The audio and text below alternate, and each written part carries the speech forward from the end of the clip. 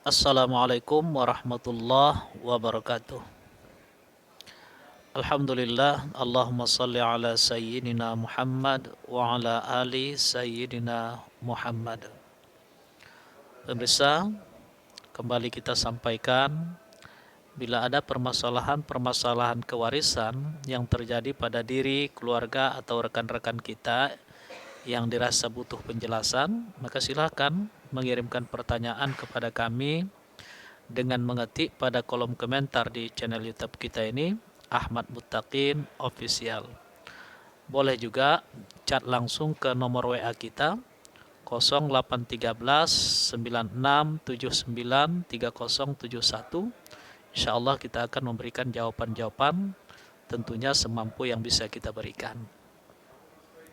Kali ini kita akan membacakan ada dua pertanyaan ini yang telah masuk pada kolom komentar di channel YouTube kita, Ahmad Muttaqin Official. Muhammad Rizky Ramon.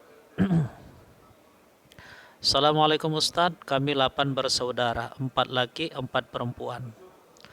Terhadap warisan orang tua kami, apa seharusnya yang kami lakukan? Apakah kami bagi rata atau kami tegakkan faraid biar berkah nantinya Ustadz? Tentu saja seperti yang disampaikan, supaya berkah laksanakanlah pembagian itu sesuai dengan ketentuan faraid. Setelah Allah mengatur pembagian untuk anak laki-laki, anak perempuan, untuk ayah, ibu, saudara-saudari, suami istri, pada ayat 11 dan ayat 12 surah An-Nisa. Lalu pada ayat 13 ada penegasan. Tilka hududullah, itulah ketentuan-ketentuan Allah. Wa may yuti'illaha wa rasulah, siapa yang mentaati Allah dan Rasulnya, dalam artian mengikuti ketentuan-ketentuan itu. Yudkhilhu jannatin tajri min tahtiyal anhar khalidina fiha. Kelak ia akan masuk ke dalam surga, mengalir sungai-sungai di bawahnya, kekal ia di sana. Wazalikal fawzul azim, dan itulah keberuntungan yang besar. Lalu pada ayat yang ke-14 ancaman. Wa may ya'sillaha wa rasulah, siapa yang mendurhakai Allah dan Rasulnya, wa yata'adda hududah, mengabaikan, tidak mengindahkan ketentuan-ketentuannya, lebih mengedepankan nafsu, ketamaan dan lain sebagainya, kira-kira demikian. Yudkhilhu naran khalidan fiha, kelak ia akan masuk ke dalam neraka, kekal di sana. Walahu azabum muhin, dan ia akan berhadapan dengan siksa Allah yang menghinakan. Ikut ketentuan Allah dalam pembagian harta warisan, surga, dan itu adalah keberuntungan yang besar. Tidak mengikuti ketentuan Allah dalam pembagian harta warisan, neraka, dan kelak ia akan berhadapan dengan siksa Allah yang menghinakan.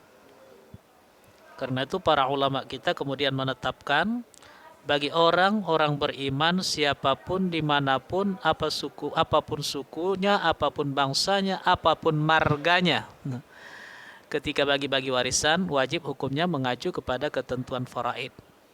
Tidak dibenarkan membagi-bagi harta warisan berdasarkan adat atau kebiasaan setempat yang nyata-nyata berseberangan dengan ketentuan ini.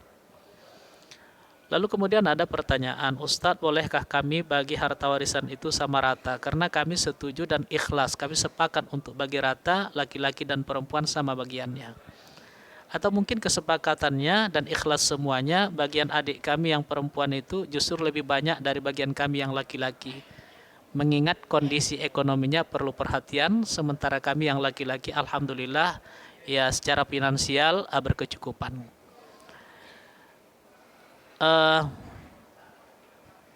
Dr.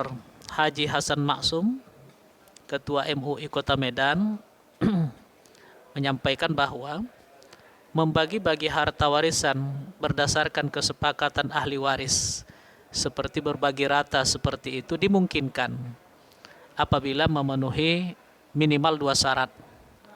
Syarat yang pertama, semua ahli waris mengetahui terlebih dahulu bagiannya berdasarkan ketentuan faraid. Itu yang pertama. Setelah masing-masing ahli waris mengetahui bagiannya berdasarkan ketentuan faraid, lalu masuk syarat yang kedua. Apa itu? Semua ahli waris ikhlas, rela dengan pembagian sesuai dengan kesepakatan itu. Kalau bagi rata, semuanya ikhlas, rela berbagi rata. Tentunya yang paling utama adalah ahli waris yang bagiannya paling banyak. Karena dengan berbagi rata, maka secara tidak langsung ia telah menghibahkan sebagian haknya kepada yang lain. Nah, kalau dua syarat ini terpenuhi, ya silahkan. Rasulullah bersabda, la yahillu malu mri'im muslim illa bi tibi nafsim minhu. Tidak halal harta seorang muslim kecuali ada kerelaan, ada keikhlasan dari masing-masing yang bersangkutan. Tapi di luar itu ada pendapat yang lebih ketat. Nah, kalau tadi hanya mensyaratkan 2, ada pendapat yang lebih ketat mensyaratkan 3. Di samping syarat yang pertama, semua ahli waris tahu dulu bagiannya berdasarkan ketentuan faraid. Kemudian syarat yang kedua, ikhlas berbagi sesuai dengan kesepakatan itu. Lalu masuk syarat yang ketiga, ini yang lebih ketat itu. Diterima dulu bagian masing-masing berdasarkan ketentuan faraid. Setelah masing-masing menerima, lalu kemudian dibagi rata lagi. Demikian. Karena katanya kalau sudah menerima bagian masing-masing, lantas kemudian mau berbagi rata, itu lebih ikhlas kelihatannya. Demikian. Tapi paling tidak 2 syarat yang pertama pun telah terpenuhi, memungkinkanlah untuk membagi harta warisan itu berdasarkan kesepakatan. Apakah berbagi rata atau malah mungkin bagian yang perempuan lebih dibanyakkan ketimbang bagian laki-laki. Tapi intinya itu adalah melaksanakan ketentuan pembagian faraid. Karena syarat yang pertama tadi tahu dulu bagian masing-masing berdasarkan ketentuan faraid. Lalu kemudian ada kesepakatan, maka sesungguhnya yang dilaksanakan itu adalah ketentuan faraid. Cuma karena berbagi rata, maka yang bagiannya paling banyak sesuai ke ketentuan faraid itu secara tidak langsung mengikhlaskan haknya kepada yang lain, menghibahkannya. Demikian, mudah-mudahan bisa dipahami. Berikutnya Muhammad Tawadduh Ibrahim. Assalamualaikum Pak Ustadz. Pak, saya punya paman sudah meninggal. Istri dan anaknya juga sudah meninggal. Paman anak paling kecil dari 6 orang bersaudara ini. Dari 6 orang bersaudara, 2 laki-laki, 4 perempuan. Waktu paman meninggal, 3 perempuan dan 1 laki-laki meninggal. 1 perempuan masih hidup. Tolong penjelasan Pak Ustadz. Jadi yang kita pahami dari pertanyaan ini bahwa sang paman pada saat ia meninggal dunia, ahli warisnya yang masih hidup hanya 1 orang saudari perempuan saja. Sementara yang lain, saudara-saudarinya yang lain sudah duluan meninggal dunia.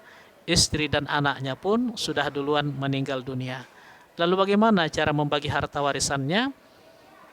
Tentu 1 orang saudari perempuan itu mendapatkan setengah dari harta warisan almarhum, dari harta warisan sang paman ini. Kemudian kalau saudara-saudaranya sudah meninggal dunia, di sini sebutkan tadi ada 2 orang saudara laki-laki. Ada 2 laki-laki, 4 perempuan. Kalau begitu dia punya saudara laki-laki yang sudah meninggal dunia. Mungkin saudara laki-lakinya itu punya anak laki-laki. Anak laki-laki dari saudara laki-laki atau keponakan dari almarhum itu juga ahli waris. Ahli waris asbah. Jadi kalau setengah harta warisan almarhum diberikan kepada 1 orang saudari perempuannya, maka sisanya itu menjadi hak dari keponakan laki-lakinya atau anak laki-laki dari saudara laki-laki almarhum. Kalau 1 orang, maka untuknya lah sisa harta itu. Tapi kalau beberapa orang, maka sisa harta itu diberikan kepada mereka, berbagilah mereka secara merata. Lalu bagaimana dengan keponakan-keponakan yang lain? Keponakan-keponakan yang lain itu tidak terhitung ahli waris. Keponakan yang ahli waris itu hanyalah anak laki-laki dari saudara laki-laki saja. Anak perempuan dari saudara laki-laki bukan ahli waris. Anak laki-laki dan anak perempuan dari saudari perempuan pun juga tidak terhitung sebagai ahli waris. Dan mereka tidak mendapatkan bagian dari harta warisan itu. Kendati demikian, dalam Al-Quran, surah An-Nisa ayat 48, surah An-Nisa ayat 8, Allah berfirman, Wa iza hadaral qismata ulul qurba wal yatama wal masakin farzuquhum minhu wa qulu lahum qawlan ma'rufa.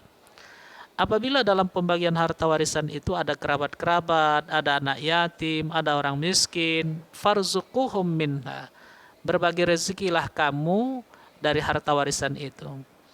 Yang mendapatkan bagian dari harta warisan, jangan lupakan yang tidak mendapatkan bagian itu, kerabat-kerabat yang tidak mendapatkan itu. Beri mereka, berbagi rezeki kepada mereka, berbagi rezekilah kepada mereka, walaupun angkanya atau kadarnya tidak ditentukan. Dan berbicaralah kepada mereka dengan kalimat-kalimat yang baik. Tujuannya adalah agar silaturahmi di antara sesama mereka dapat terpelihara dengan baik. Pemirsa, demikian. Mudah-mudahan bisa dipahami dan dapat dilaksanakan dengan baik. Terima kasih. Assalamualaikum warahmatullahi wabarakatuh.